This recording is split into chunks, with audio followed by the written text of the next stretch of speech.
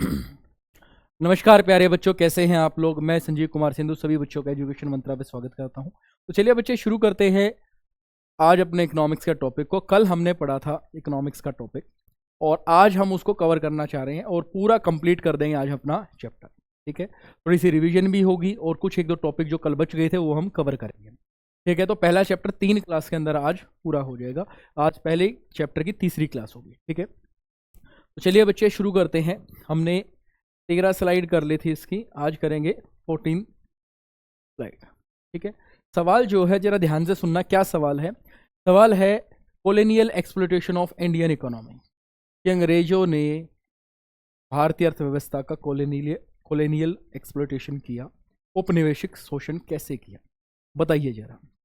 देखो भाई, सिंपल सी बात है। कॉलोनियल एक्सप्लॉयटेशन का मतलब है, कॉलोनियल मतलब कॉलोनी, एक पहले कॉलोनी बनाया और उसका फिर शोषण करा। किस तरीके से हर एक सेक्टर को वीक किया, जरा देखते हैं। एग्रीकल्चर सेक्टर में जमींदारी सिस्टम लगाया। ठीक है, जमींदारी सिस्टम के तहत किसानों से ज़्यादा लगान वसूल किया गया, जिससे वो इकोनॉमिक और सोशल तरीके से वीक हो गए। इंडस्ट्री सेक्टर पे डी इंडस्ट्रियलाइजेशन किया, 2 फोल्ड डी इंडस्ट्रियलाइजेशन, जिसमें हैंडीक्राफ्ट इंडस्ट्री का डिके हो गया और मॉडर्न इंडस्ट्री उस लेवल की ग्रोथ नहीं कर पाई। तीसरा जो है इंटरनेशनल ट्रेड में डिस्क्रिमिनेटिंग टैरिफ पॉलिसी यूज की। इंडिया जो भी गुड्स इंपोर्ट एक्सपोर्ट करता था तो इंडियन प्रोडक्ट पे हैवी टैक्स लगाया गया, वाइल इंपोर्ट और import duty, heavy import duty, export duty लगाई गई। इससे इंडियन प्रोडक्ट की प्राइस हाई हो गई, जो डोमेस्टिक और इंटरनेशनल मार्केट में बिकना बंद हो गई। और ब्रिटिश ने अपने प्रोडक्ट को टैक्स फ्री कर लिया, जिस वजह से उनके प्रोडक्ट के प्राइस सस्ते हो गए और वो मार्केट में ज़्यादा बिकने लगे। तो इन्होंने एग्रीकल्चर सेक्टर, इंडस्ट्री सेक्टर और इंटरनेशनल ट्रेड तीनों को सिस्टमेटिक तरीके से डिस्ट्रॉय कर दिया। ये बात आई समझ में? तो आपको जब भी ये सवाल आता है तो ये 3 चीजें बता देनी है। फटाफट इसका स्क्रीनशॉट ले।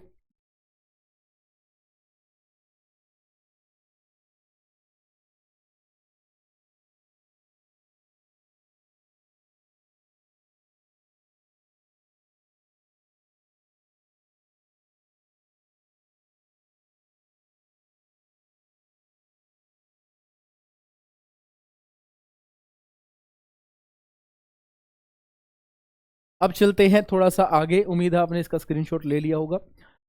अगले टॉपिक पे आते हैं। सवाल ये है कि ब्रिटिश रूल के टाइम पे इंडिया का सिस्टमेटिक एक्सप्लॉयटेशन कैसे हुआ। या तो जो अभी थोड़ी देर पहले था उतना लिख सकते, 2-3 नंबर में आता, और ज़्यादा आता तो आप इन सारी चीज़ों को बता दो। सबसे पहले इकोनॉमिक ट्रांसफॉर्मेशन किया गया। इंडिया रॉ मटेरियल को दूसरे देशों में बेचने लग गई, यानी एक्सपोर्टर ऑफ रॉ मटेरियल बन गई और इंपोर्टर ऑफ फिनिश्ड गुड बन गई। सबसे पहले इसको इकोनॉमिक ट्रांसफॉर्मेट किया गया ताकि रॉ मटेरियल को बेचना शुरू करे और उसी रॉ मटेरियल से बने हुए फिनिश्ड गुड को खरीदना शुरू करे। दूसरा, इंफ्रास्ट्रक्चर की डेवलपमेंट की गई, रोड बनाए गए, रेलवे लेके आई गई, पोर्ट बनाए गए, शिपिंग, इरिगेशन, इलेक्ट्रिसिटी फैसिलिटी, ये सारे के सारी डेवलपमेंट की गई। लेकिन इनके पीछे एक हिडन मोटिव था, जो था एक्सप्लॉयटेशन करना। रोड बनाए ताकि मिलिट्री लेके जाई जा सके, रेलवे बनाई ताकि लोकल मार्केट को कैप्चर किया जा सके। ये बात आई समझ में? कमर्शलाइजेशन ऑफ एग्रीकल्चर किया गया ताकि उससे आने वाले प्रोडक्ट से इंडस्ट्री में, ब्रिटिश इंडस्ट्री को प्रॉफिट दिया जा सके। तो इनके पीछे, सबके पीछे कुछ ना कुछ रीजन था। इंडस्ट्री को डिस्ट्रॉय किया गया, इंडस्ट्री डिस्ट्रक्शन, जिसके अंदर हैंडीक्राफ्ट इंडस्ट्री को टोटली डिस्ट्रॉय किया गया, कॉटेज इंडस्ट्री वो डिस्ट्रॉय किया गया, कॉटन इंडस्ट्री और जो जूट इंडस्ट्री थी वो ज़्यादा अच्छा काम नहीं कर पा रही थी, और जो मॉडर्न इंडस्ट्री थी उसका ब्लीक ग्रोथ था, निराशाजनक ग्रोथ था। आगे देखते हैं इकोनॉमिक ड्रेन। इकोनॉमिक ड्रेन क्या था? इंपोर्ट एक्सपोर्ट से होने वाले प्रॉफिट को, जो इंपोर्ट एक्सपोर्ट से जो प्रॉफिट हो रहा था, वो प्रॉफिट हो रहा था जिसको बैलेंस ऑफ ट्रेड का सरप्लस बोलते हैं, उसको पर्सनल पर्पस के लिए यूज़ किया गया, एडमिनिस्ट्रेशन पर्पस के लिए, for maintaining law and order के लिए उसका यूज़ किया गया। इसको बोलते हैं इकोनॉमिक ड्रेन। एग्रीकल्चर बैकवर्ड हो गया क्योंकि कमर्शलाइजेशन किया, और बैकवर्डनेस इसके अंदर थी क्योंकि लो प्रोडक्टिविटी थी, जमींदारी सिस्टम था, इरिगेशन फैसिलिटी नहीं थी। तो इतनी सारी कमियों की वजह से एग्रीकल्चर सेक्टर ग्रो नहीं कर पाया। अगली बात थी कि मार्केट पे कंट्रोल किया गया, डिस्क्रिमिनेटिंग टैरिफ पॉलिसी की वजह से इंटरनेशनल जो ट्रेड है 50% से ज़्यादा ब्रिटेन और इंडिया के बीच में रह गया, बाकी शिलोंग, पर्शिया और चाइना बाकी 50%। तो इनका क्या हुआ, मोनोपोली कंट्रोल हो गया, पूरी मार्केट पे कंट्रोल। ये बात आई समझ में। तो ये सारे के सारे एक्सप्लॉयटेशन के तरीके थे, सिस्टमेटिक एक्सप्लॉयटेशन किया इंडिया का ब्रिटिशर्स के द्वारा। तो उम्मीद है आपने ये चीज सीखी होगी अभी आज, ठीक है। तो चलो चलते हैं अगले टॉपिक की तरफ। अब सुनो, तो अभी तक जितने भी इंपॉर्टेंट चीजें थी वो हमने डिस्कस कर ली। अब इस पूरे चैप्टर का एक ओवरव्यू करते हैं, ठीक है। और इस चैप्टर के अंदर जितने भी महत्वपूर्ण डेट और फैक्ट हम वो रिवाइज करें। तो देखो भाई, सबसे पहले शुरू करते हैं पूरे चैप्टर को, Indian economy on the eve of independence. तो सबसे पहले शुरू करते हैं economy before the British rule. अंग्रेजों के आने से पहले इंडिया की इकोनॉमी कैसी थी, जरा उसके बारे में पढ़ते हैं। मेन सोर्स ऑफ लाइवलीहुड क्या था, एग्रीकल्चर। वेल नोन क्या थी, हैंडीक्राफ्ट इंडस्ट्री, हस्तशिल्प उद्योग फल फूल रहा था।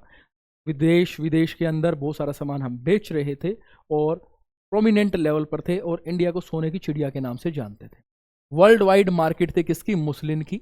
मुस्लिन एक फाइनेस्ट क्वालिटी का कॉटन है, ठीक है, जो बिक रहा था इंटरनेशनल मार्केट में। ये चीज समझ में आती है, मुस्लिन, ठीक है, जो भी है।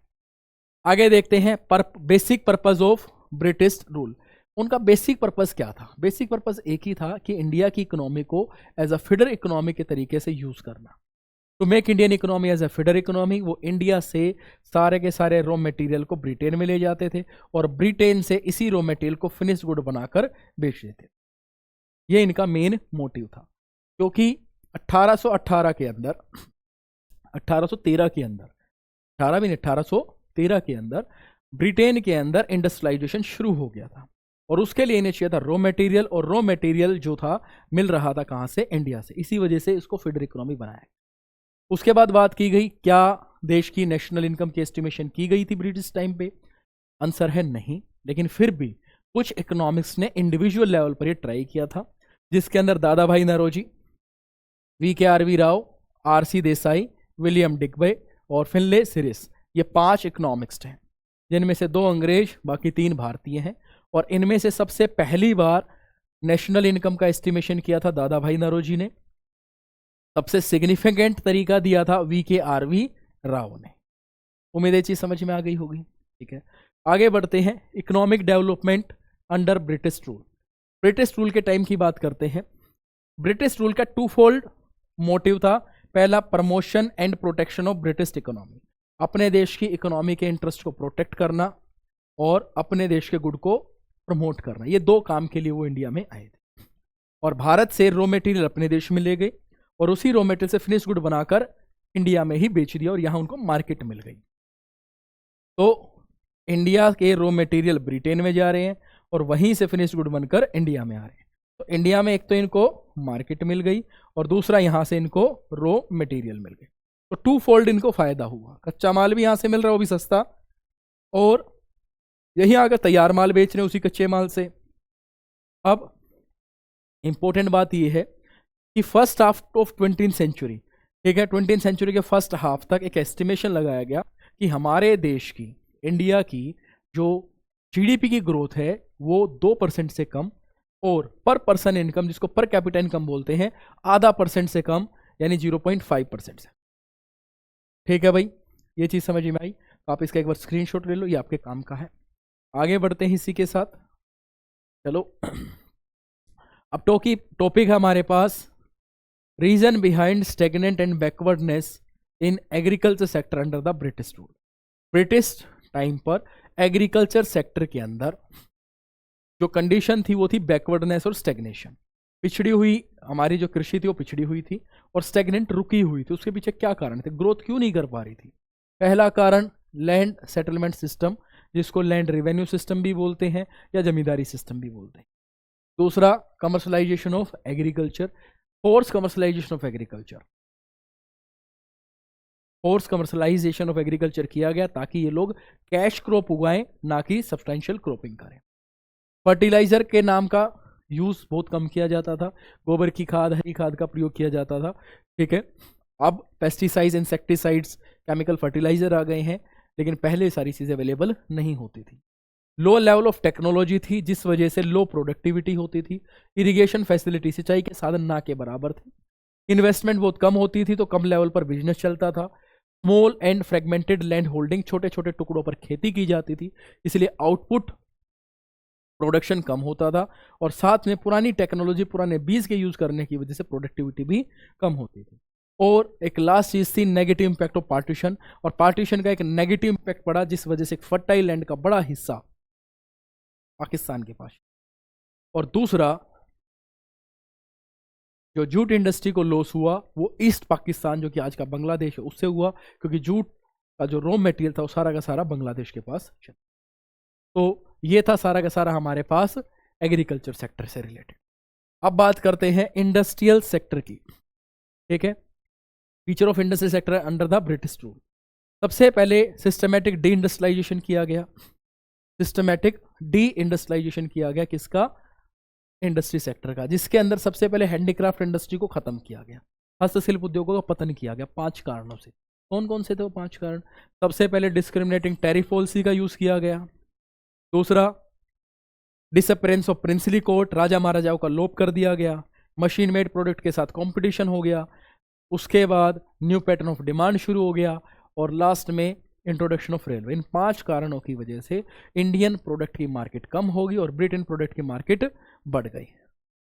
और अगला था bleak growth of modern industry. Way bleak growth of modern industry क्या है?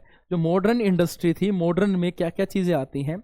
इसमें आता सबसे पहले कॉटन, फिर आता है जूट, उसके बाद आता है टाटा, टाटा के अंदर टिस्को यानी 1907, उसके बाद आता है PCS, PCS, P for paper mill, C मतलब सीमेंट मिल, और एस मतलब शुगर मिल, ठीक है। ये आते हैं हमारे सारे के सारे मॉडर्न इंडस्ट्री में। अब मॉडर्न इंडस्ट्री का जो ग्रोथ था वो ये 3 तो थोड़े थोड़े ग्रोथ कर रहे थे।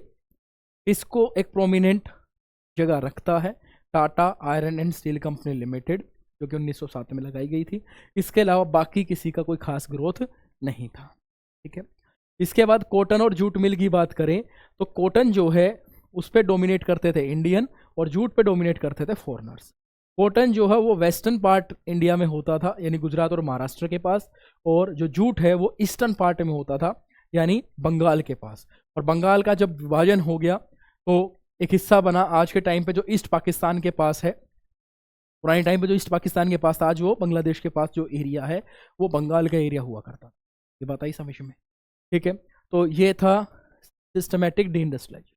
दूसरा, मॉडर्न इंडस्ट्री की जो प्रोग्रेस थी वो बड़े स्लो रेट से बढ़ रही थी। इनका कंट्रीब्यूशन भी जीडीपी में कम था। कैपिटल गुड्स इंडस्ट्री नहीं बनी थी, जीडीपी में इनका कंट्रीब्यूशन ना के बराबर था।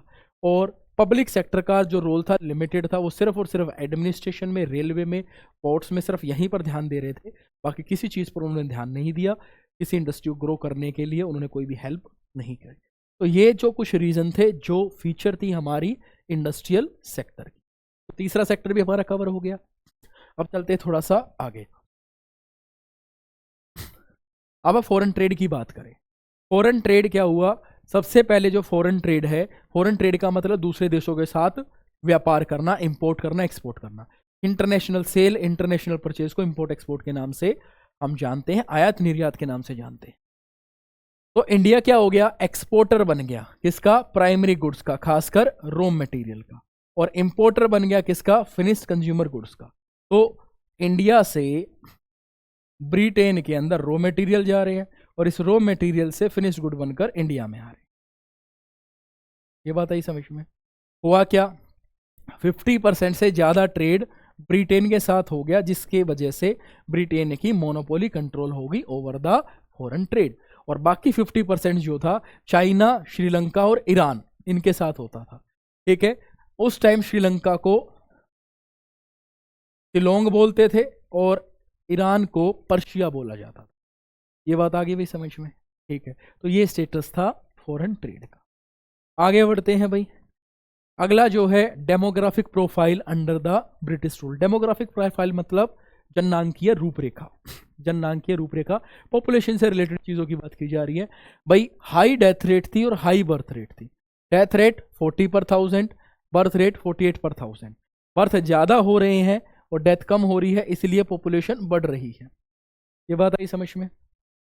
उसके बाद लिटरेसी रेट की अगर बात की जाए, लिटरेसी का मतलब होता है पढ़ने लिखने की कैपेबिलिटी, यानी power of reading and writing या capability of reading and writing. Male जो है ओवरऑल जो है 16%, ठीक, और फीमेल जो है 7%, यानी पूरी जो लिटरेसी थी वो 16% थी, जिसमें फीमेल कितना 7%, जो कि जेंडर बाइस को भी शो करता है, यानी लड़कियों को महिलाओं को पढ़ाया नहीं जाता था। हाई इन्फेंट मोर्टलिटी रेट थी जो कि 218 पर 1000 था। इस बात का मतलब है शिशु मृत्यु दर, पैदा होने के 1 साल तक बच्चे को इन्फेंट बोला जाता है, शिशु बोला जाता है। शिशु मृत्यु दर जो है वो काफ़ी ज़्यादा थी, 218 बच्चे 1000 में से मर जाया करते थे, ठीक है। लाइफ एक्सपेक्टेंसी काफ़ी कम थी जो कि 32 साल की थी, 32 ईयर्स। अब आप कहोगे उस टाइम तो पुराने 100 150 साल लोग जीते थे। बिल्कुल, बच्चे जो जी जाते थे 150 साल जी रहे हैं, 100 साल जी रहे हैं, लेकिन मरने वाला एक दिन पैदा होकर भी मर जाता था। जो एवरेज थी वो कम हो जाती थी, तो 32 साल जो थी average.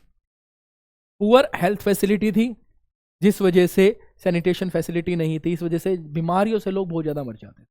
Air and waterborne disease थी, पानी और हवा से होने वाली बीमारियां बहुत ज़्यादा थी। और एक्सट्रीमली पॉवर्टी थी, जिससे लो स्टैंडर्ड ऑफ लिविंग उनका हो गया। ये सारे के सारे कारण थे डेमोग्राफिक प्रोफाइल के, जिस वजह से हम लोगों के जो स्टैंडर्ड ऑफ लिविंग काफ़ी लो था, और ये सारी कंडीशन थी डेमोग्राफिक प्रोफाइल। आगे देखते हैं ऑक्यूपेशनल स्ट्रक्चर। ऑक्यूपेशनल स्ट्रक्चर की अगर बात की जाए, ऑक्यूपेशनल स्ट्रक्चर का मतलब है कि देश के अंदर कौन कौन से सेक्टर में कितने कितने प्रतिशत लोग काम करते थे। पहली बात, हमारी जो इकोनॉमी थी वो एग्रेरियन इकोनॉमी थी। क्या थी? एग्रेरियन इकोनॉमी, वो इकोनॉमी जिसमें ज़्यादातर लोग खेती करते हैं, उसको एग्रेरियन या एग्रीकल्चर इकोनॉमी के नाम से जानते हैं। 70 से 75% लोग प्राइमरी सेक्टर यानी एग्रीकल्चर सेक्टर में काम करते थे। 10% लोग सेकेंडरी यानी मैन्युफैक्चरिंग सेक्टर में काम करते थे, और 15 से 20% लोग सर्विस सेक्टर में काम करते थे। ठीक है, ये अप्रोक्स वैल्यू है, एग्जैक्ट वैल्यू है 72.7 एग्रीकल्चर में, 10.1 इंडस्ट्री में, और 17.2 सर्विस सेक्टर में। तो ये डाटा अप्रोक्स और एक्चुअल दोनों आप लोगों को ध्यान रख लेने हैं, क्योंकि पहले वाले चैप्टर में से काफ़ी बार ये सवाल आ जाते हैं। उसके बाद अगर बात की जाए रीजनल वेरिएशन, रीजनल वेरिएशन का मतलब है अलग अलग क्षेत्र में अलग अलग तरीके के लोग काम करते थे। और इसके लिए मैं दो तुम्हें ट्रिक याद दिला रहा हूँ। पहला, प्रो यानी 3 स्टेट के नाम आएंगे, P4 Punjab, R4 Rajasthan, O4 Orissa. ये तीनों जो सेक्टर हैं वो एग्रीकल्चर एक्टिविटी ज़्यादा करते थे। इसके अलावा बॉम मतलब B4 Bombay, M4 Madras presidency, और B4 बंगाल। ठीक है, इसके अंदर ज़्यादातर सर्विस और इंडस्ट्री सेक्टर में एंगेज रहते थे। ठीक है, उसके बाद अगर बात की जाए केरला, कर्नाटक, आंध्र प्रदेश और तमिलनाडु, ये जो 4 स्टेट हैं उस टाइम पे मद्रास प्रेसिडेंसी के अंदर आते। आज के 4 स्टेट उस टाइम के मद्रास प्रेसिडेंसी के अंदर आते थे। ये बात आई समझ में? तो यहाँ पर ज़्यादातर लोग इंडस्ट्री और सर्विस सेक्टर में काम करते थे। पंजाब, राजस्थान, उड़ीसा में ज़्यादातर लोग एग्रीकल्चर सेक्टर में काम। ये बात समझ में आ गई? ये था हमारे पास ऑक्यूपेशनल स्ट्रक्चर। अब बात करते हैं इंफ्रास्ट्रक्चर की। इंफ्रास्ट्रक्चर का मतलब होता है आधारिक संरचना। क्या क्या करा उन्होंने? रोड बनवाए, रेलवे का इंट्रोडक्शन हुआ, इनलैंड वाटरवेज बनाए जिसके अंदर स्वेज कैनल का एक प्रोमिनेंट रोल है, पोस्टल सर्विसेज एंड टेलीग्राफ शुरू किए गए। तो ये सारे के सारे थे इंफ्रास्ट्रक्चर से रिलेटेड काम। फटाफट इसका स्क्रीनशॉट ले, फिर आगे चलते हैं हम लोग। चलो भाई, उम्मीद है आपने इसका स्क्रीनशॉट ले लिया होगा और ये चीज़ समझ में आ गई होगी। आज की क्लास में आप पूरे चैप्टर को रिवाइज कर लेंगे अच्छे से। ये देखो भाई, अब इस चैप्टर की कुछ इकोनॉमिक टाइमलाइन से, कुछ ईयर से, कुछ फुल फॉर्म से और कुछ बातें जो आपको याद रखनी। तो देखें भाई, सबसे पहली चीज़ है बैटल ऑफ प्लासी। 1757 में क्या हुआ? Battle of Plassey. किस किस के बीच में? रॉबर्ट क्लाइव और सिराजुद्दौला के बीच में, जिसमें रॉबर्ट क्लाइव जीत गए थे। ये बात आई समझ में? और उसी के बाद से इंडिया के अंदर आगमन हो गया था ब्रिटिशर्स का। ये बात आई समझ में? चलो अगला है 1793। 1793 में क्या हुआ? जमींदारी सिस्टम शुरू किया, जो किया था लॉर्ड कॉर्नवालिस ने। जमींदारी सिस्टम के बारे में आपको पता ही है। इसको land revenue system, land tenure system, permanent settlement system, permanent land revenue settlement system के नाम से जानते हैं। बहुत सारे इसके नाम आपको ध्यान रख लेने। एक ट्रेंगुलर सिस्टम था जिसके अंदर ब्रिटिशर्स ने लगान वसूल करने के लिए जमींदारों को इंटरमीडिएटरी के तौर पर अपॉइंट कर दिया। जमींदार जो थे वो इंटरमीडिएटरी थे, मिडल मैन थे, जिनका एक ही काम था किसानों से रेंट लेना यानी लगान लेना और ब्रिटिशर को दे देना। और इसकी एवज में ब्रिटिशर ने जमींदारों को बोला कि भाई जितना हमें रेंट देना वो तो आप दोगे, उसके एक्स्ट्रा आप कितना भी इनसे वसूल कर सकते हो। और जब इतनी छूट दे दी गई, उस छूट की वजह से इन्होंने यानी जमींदारों ने शोषण करना शुरू कर दिया। तो इसके बारे में जरूर पढ़ लेना। अगला देखो, 1813 में कमर्शलाइजेशन ऑफ एग्रीकल्चर शुरू हुआ। क्यों हुआ? क्योंकि इंग्लैंड के अंदर इंडस्ट्रियल रिवोल्यूशन शुरू हो गया था, इसीलिए 1813 के अंदर, ठीक है, एग्रीकल्चर का कमर्शलाइजेशन शुरू हुआ। क्योंकि भारत की भूमि पर कमर्शियल क्रॉप उगाई जाएंगी, कैश क्रॉप उगाई जाएंगी, जूट, कॉटन, इंडिगो, अफीम उगाई जाएगी और उसको बेचा जाएगा या यूज किया जाएगा इंग्लैंड की इंडस्ट्रीज के लिए। मुझे भाई बात, चलो आगे देखते हैं। 1818 में पहली कॉटन मिल लगाई गई, 1854 में दूसरी कॉटन मिल लगाई गई। इस बात का ध्यान रखना, पहली कॉटन मिल 1818, दूसरी कॉटन मिल 1854। आगे चलते हैं भाई। 1837 में मॉडर्न पोस्टल सर्विस शुरू की गई। आज के टाइम पे जो पोस्ट ऑफिस है, ठीक है, उस टाइम पे इसको क्या बोला गया था? Modern postal service. 1837 में इसको शुरू किया। 19वीं सेंचुरी के सेकेंड हाफ तक मॉडर्न इंडस्ट्री इंडिया के अंदर अपने पैर जमा चुकी थी, रूट जमा चुकी थी, यानी हमारे देश में मॉडर्न इंडस्ट्री शुरू हो गई थी 19वीं सेंचुरी के सेकेंड हाफ, यानी 1850 के बाद वाले एरिया। 1850 की बात करते हैं तो इंट्रोडक्शन ऑफ रेलवे हुआ।